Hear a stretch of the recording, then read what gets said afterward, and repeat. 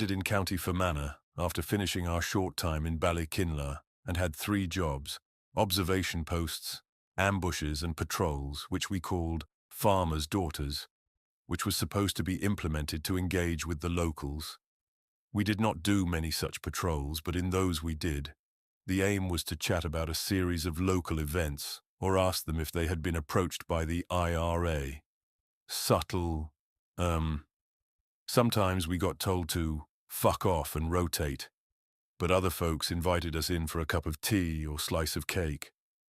A loyalist woman who lived right next to Republicans always invited us in, even when we were in multiple patrols of 12 soldiers, usually covered in shit from the peat fields. I learned to hate peat. I'll never forget this woman who was about 40 and the epitome of a MILF before the term had even been created. We were horny soldiers, far from home, and our last meaningful female company. I remember her, though, because her name was Alice, and I remembered the Arlo Guthrie song, Alice's Restaurant. You can get anything you want at Alice's Restaurant. You can get anything you want at Alice's Restaurant. Walk right in, it's around the back, just a half a mile from the railroad track. And you can get anything you want at Alice's Restaurant. She talked a lot, and we looked a lot. She was a lovely woman who told us that she got on well with all religions whenever we went to her place. An isolated farm near Lisnaro, closed to the border. The farmer's daughter patrols were sometimes uninteresting in terms of intelligence, but largely epic in aspect. They were a break from laying in ambushes/observation posts. They were tiring as we spent most of the day patrolling and feeling a little bit stringed out like fuse wire at times. Sometimes the householders we called on were anything but friendly. It was the first time I got told to fuck off from an upstairs window after I knocked their door. I remember it because it took me a quick minute to realize why they were speaking at me that way. It may have been the same day. We stopped on a small road and took a knee near a small farmhouse. Unusually, Rocky, our color sergeant, was with us, and he told me to change my machine gun with another soldier for his SLR. "Follow me," he said, and then showed me how old-fashioned soldiering was. He did everything soldiers are told not to do, due to IEDs or tripwires. We walked into the yard, and Rocky kicked in every door, including the house door. As he did so, we saw through a picture window into the field below the house a man running away as fast as he can. He didn't have a noticeable weapon, so Rocky just said, "Fuck him. We'll get him next time." One memorable day was a farmer's daughter task when we had received intelligence that the Fermanagh caves were being used as a weapon cache. We knew it was a bullshit task straight away and didn't take it seriously at all. The chopper dropped us down in the boho area and we tabbed the way. I remember passing the Linnet Inn and even had a photograph which I lost. So after investigating the caves, we set off into Quilca, and I begin to get a sense of doom. It was really cloudy and dark. We were walking inside the rim of a peat bog in a sand and shale funnel that felt like a quarry. It was about 10 miles on the A32 to Drumod across the border. Some distance away was a sloping grassy mountain edge. As we were walking, I think I was about third in the patrol, when I saw the sand kick up a few yards from me. I remember just feeling curious about what it was at first. Then I heard the crack like a small firework, and then another kick in the sandy ground. Everyone realized we were being fired upon and ran to the lip of the feature and took positions, laid down on the grassy edge which bordered a barbed wire fence. We could see tiny figures laying down like us a distance away, so everyone let rip with fairly well-aimed fire. We saw dust and soil jump up in their direction, and then our attackers disappeared. The first question a civilian asks if you are in or were in the army is, "Did you kill anyone?" They seem disappointed when you offer, "I really don't know. Maybe I did."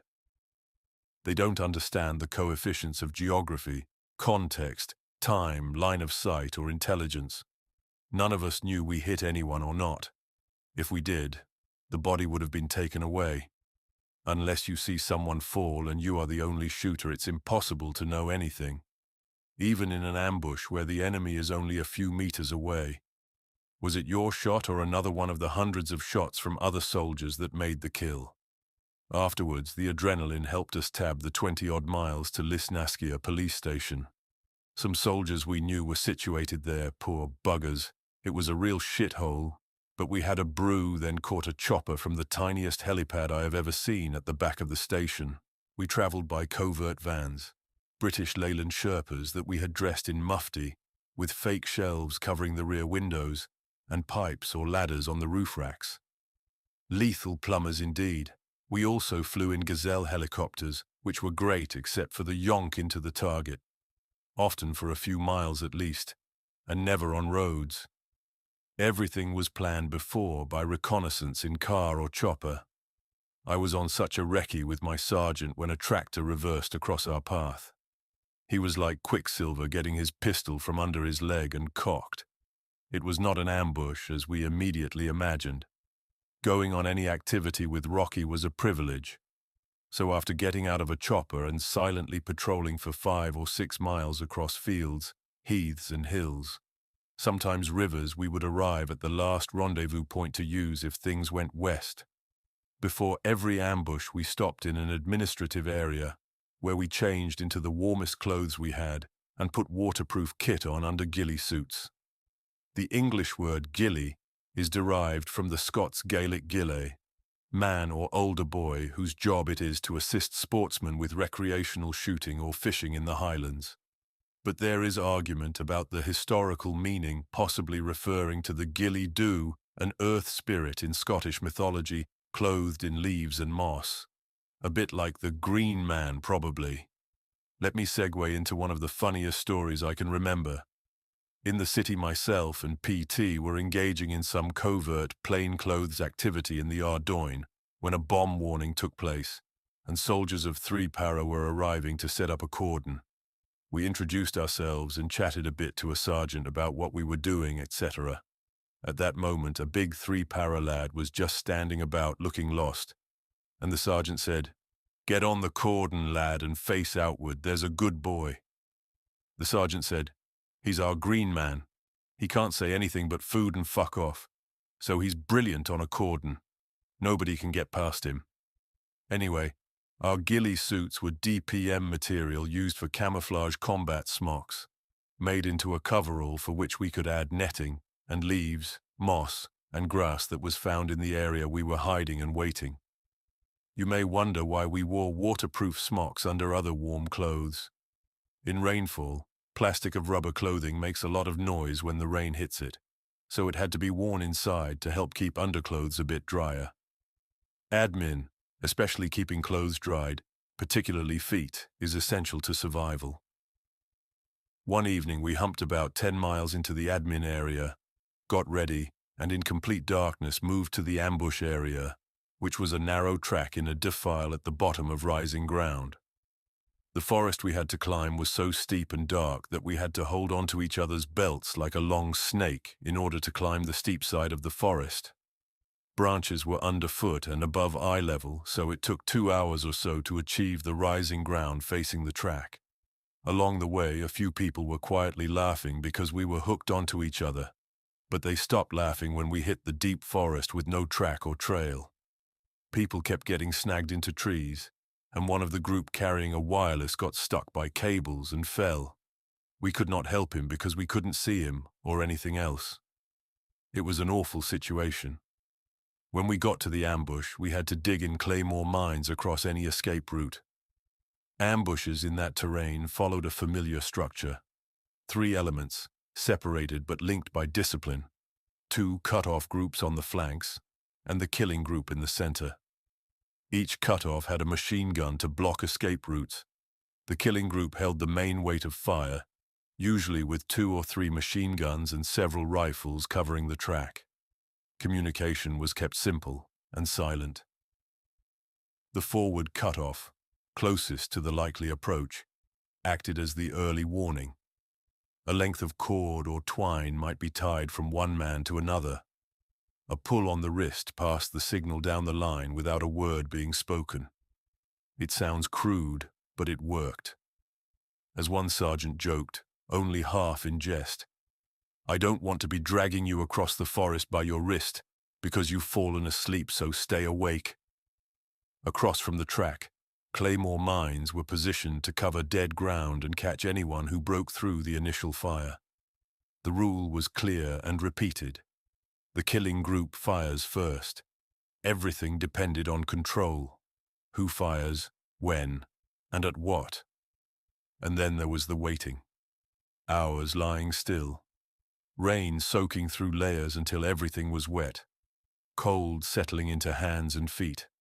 Muscles stiffening. Concentration drifting if you let it. 6 hours could feel like 12. But nobody moved. Nobody spoke, because the entire ambush depended on every man being exactly where he was supposed to be.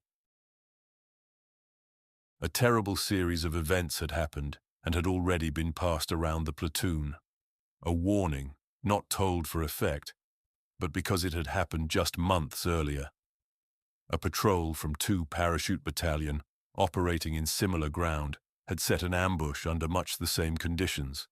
Wet, dark, restricted visibility, cold and long hours suffering in the weather.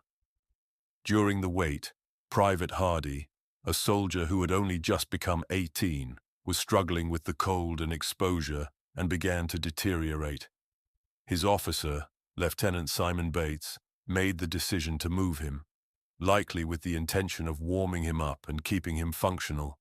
Both of the men had arrived in Ireland only a week before. They left their position. Instead of remaining within the known layout of the ambush, they moved behind the line and continued moving, circulating in the darkness. In doing so, they stepped outside the shared awareness of the rest of the patrol. No one else knew where they were anymore. At some point, disoriented by the terrain, darkness, and weather, they changed direction and moved forward again, but not back into their original place.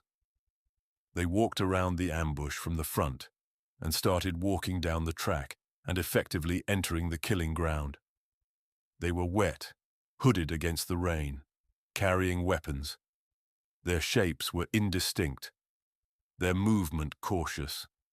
From the perspective of the soldiers still in position, it matched exactly what they had been waiting for. The reaction was immediate and in line with their orders. The killing group opened fire. The engagement was short. When it ended, the realization came just as quickly. The 2 figures in the lane were not the enemy. They were their own. That incident, known as the Tullydonnell ambush, stayed with units operating in the area because it stripped things down to a single point. Nothing complicated went wrong. A position was left. Awareness of friendly locations was lost. Movement occurred where none was expected in an ambush. That is enough. Because once you are no longer where you are meant to be, and no one knows where you are, you stop being part of the plan. In those conditions, you become exactly what everyone is waiting to engage. And that is why, no matter how cold, how wet, or how long the wait, you stay in position.